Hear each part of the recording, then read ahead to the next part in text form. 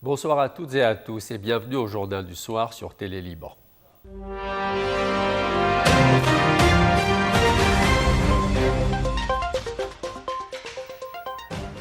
Après près de 50 ans de présence au sud Liban, la FINUL vit ses derniers mois. Son mandat doit achever à la fin de l'année, mais son départ inquiète Beyrouth et plusieurs pays européens, dont la France. Car dans une région toujours sous tension, une question se pose désormais. Qui prendra le relais des casques bleus?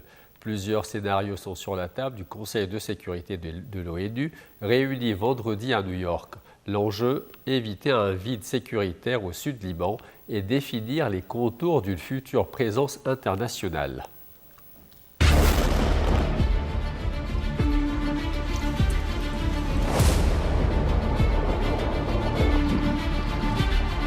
Ils sont là depuis près d'un demi-siècle. Des casques bleus, des blindés blancs, des postes d'observation installés dans tout le sud Liban. Mais cette présence est désormais appelée à disparaître. Que le diga a Pablo Escafe que sabe dónde es.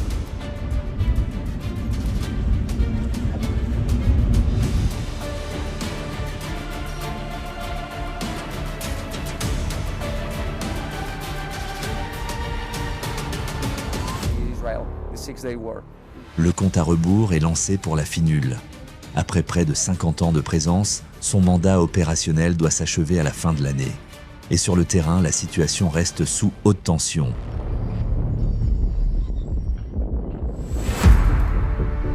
Israël d'un côté, le Hezbollah de l'autre, et entre les deux, la ligne bleue, longue de 120 km, surveillée depuis des décennies par les Nations Unies.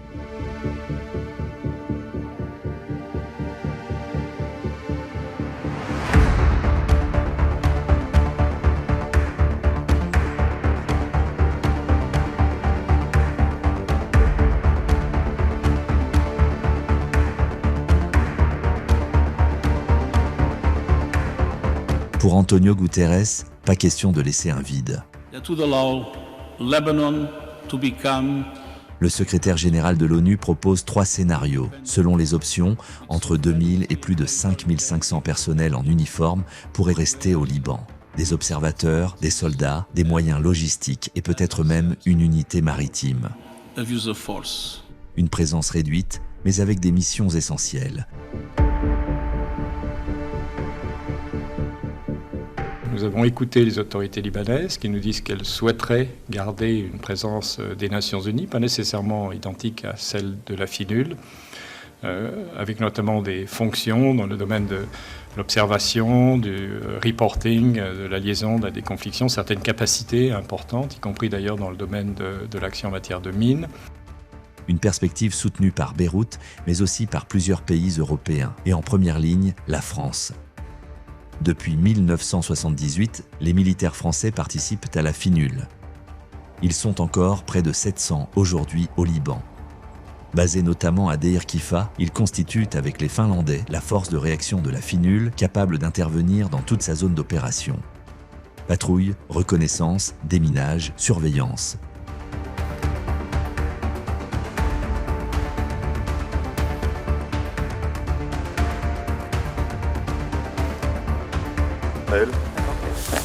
Ok, très bien. Ici, le village d'El Piam, qui est de l'autre côté de la colline, qui est en train de reconnaître un Telvec dans lequel ils ont fait des découvertes, comme de la pièce Mistral. Très bien, ok, merci. Le contingent français est l'un des piliers militaires de la mission, et Paris ne veut pas voir disparaître toute présence internationale avec la FINUL. La France se dit prête à rester.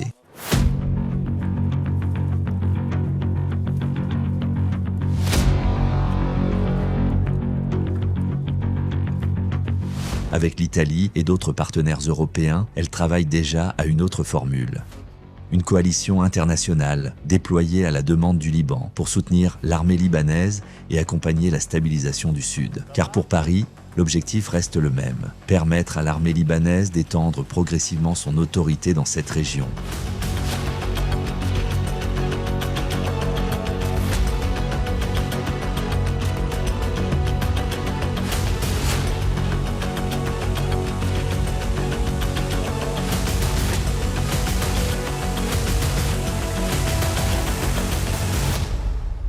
Nous voulons lancer une coalition sur le dispositif post-FINUL, évidemment en coordination avec l'Union européenne et les Nations unies, pour renforcer la souveraineté du Liban et de ses forces armées et empêcher que son territoire ne devienne le point d'appui d'une escalade régionale. Et je crois pouvoir dire que sur ce point, comme sur beaucoup d'autres, la coopération entre nos forces armées, nos ministres et entre nous est excellente et, je l'espère, permettra d'avancer durant les prochains mois pour bâtir une perspective après le 31 décembre 2026.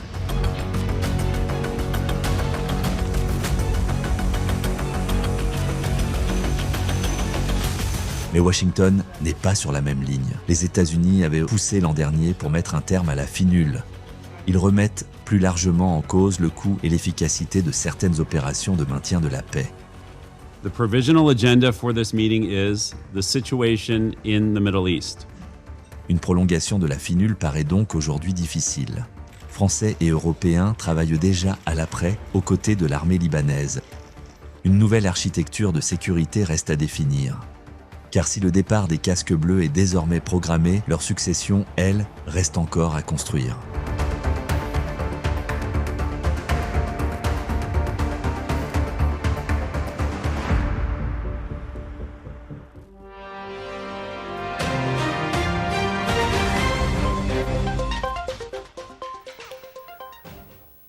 À Téhéran, un nouvel effort diplomatique pour tenter de sortir de l'impasse. Le Premier ministre et le chef de la diplomatie du Qatar, Cheikh Mohammed Ben Abdelrahman Al-Thani, s'est entretenu avec son homologue iranien Abbas Araghchi. Doha joue un rôle de médiateur entre l'Iran et les États-Unis alors que la guerre dure depuis 6 mois. Au cœur des discussions, le détroit d'Ormuz, passage stratégique pour les hydrocarbures mondiaux. L'Iran en contrôle l'accès depuis le début du conflit et refuse, pour l'heure, un retour aux conditions d'avant-guerre. Une tentative de compromis est toutefois en discussion avec Oman, la création d'un couloir temporaire pour permettre le passage des navires, accompagné d'une opération de déminage. Mais la tension reste vive. Dans la nuit de mercredi à jeudi, un navire a de nouveau été touché par un projectile dans le détroit. Parallèlement, Washington accentue la pression économique sur Téhéran avec de nouvelles sanctions. Conséquences visibles en Iran, les files s'allongent devant les stations-service et le gouvernement prévoit de réduire les quotas d'essence. Dans ce contexte, Téhéran cherche aussi le soutien de ses partenaires. Le président iranien Massoud Pezeshkian doit rencontrer Vladimir Poutine la semaine prochaine au sommet de l'Organisation de coopération de Shanghai, à Bichkek. Entre pression économique, tensions autour d'Ormuz et efforts de médiation, la voie diplomatique reste étroite. Mais elle demeure, pour l'heure, l'un des rares canaux encore ouverts.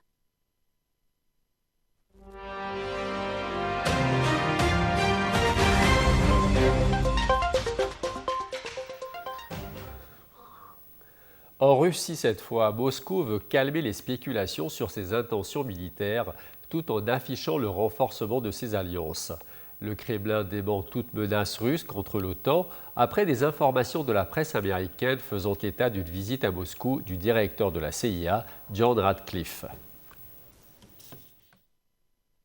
Selon le Wall Street Journal, le chef du renseignement américain aurait rencontré des responsables russes pour mettre en garde Moscou contre une éventuelle attaque visant un pays membre de l'OTAN. Des informations qualifiées d'histoires alarmistes par le Kremlin.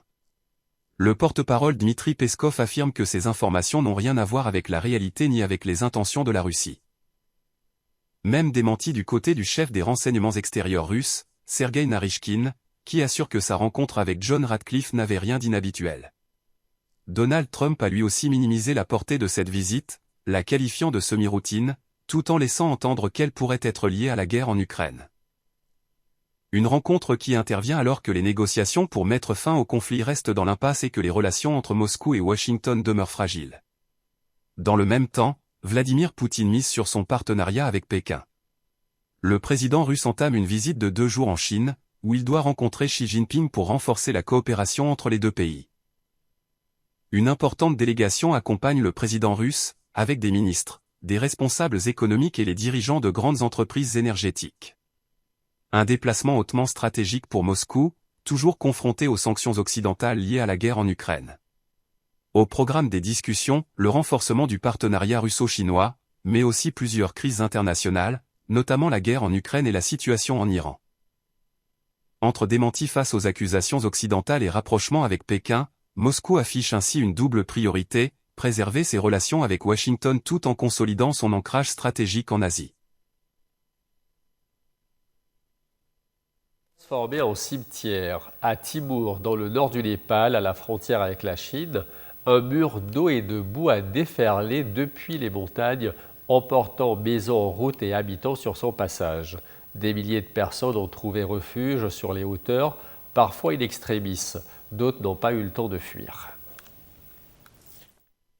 Au lendemain de la catastrophe, les hélicoptères de l'armée multiplient les rotations. À Bidur, un camp de fortune accueille les rescapés évacués de la vallée. Sur le terrain de football, familles et enfants descendent des appareils, encore sous le choc. Autour du camp, des habitants attendent derrière les barrières. Ils scrutent chaque nouveau groupe de survivants, dans l'espoir de reconnaître un proche. Car des centaines de personnes sont toujours portées disparues. Les autorités népalaises font état d'au moins 277 morts et de plus de 800 personnes sans nouvelles, parmi lesquelles de nombreux touristes étrangers venus randonner dans l'Himalaya. Dans les centres d'accueil, l'attente se transforme en angoisse pour les familles. À chaque arrivée, les sauveteurs prennent en charge les rescapés. 2 écolières, encore vêtues de leur uniforme vert, sortent d'un hélicoptère. Un secouriste leur donne de l'eau et quelques biscuits avant de tenter de comprendre d'où elles viennent. Des scènes qui témoignent de l'ampleur du désastre. Plus en aval, à Deviga, la rivière Trichuli a balayé presque tout sur son passage.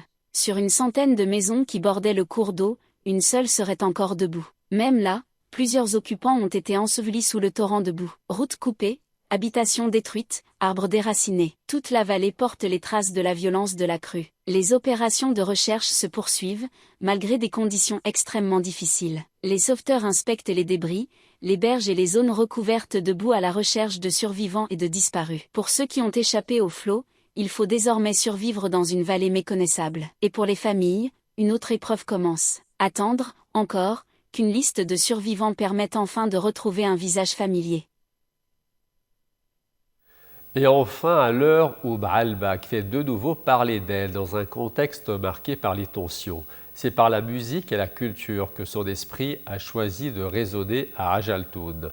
Pour célébrer les 70 ans du Festival international de Baalbek, l'ensemble Les Cordes Résonantes a imaginé Wainanaï, un spectacle entre théâtre, musique classique et patrimoine libanais.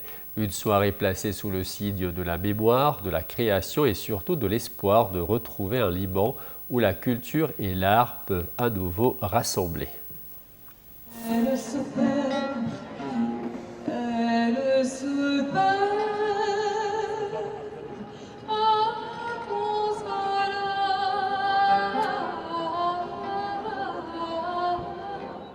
La municipalité d'Ajaltoun a organisé hier soir une soirée artistique et culturelle pour célébrer les 70 ans du lancement des festivals de Baalbek. المهرجانات لبنان مهمين كتير للسياحة وللثقافة بلبنان، وحتى إذا وقفت سنة أو في مهرجان وقف وواحد تاني ما وقف، هيدا تاريخ لبنان، هيدي قصتنا، يعني صارنا سنين وسنين منعيشها، وبالعكس وقت منوقف نكون عم نرجع بقوة أقوى حتى وأكبر.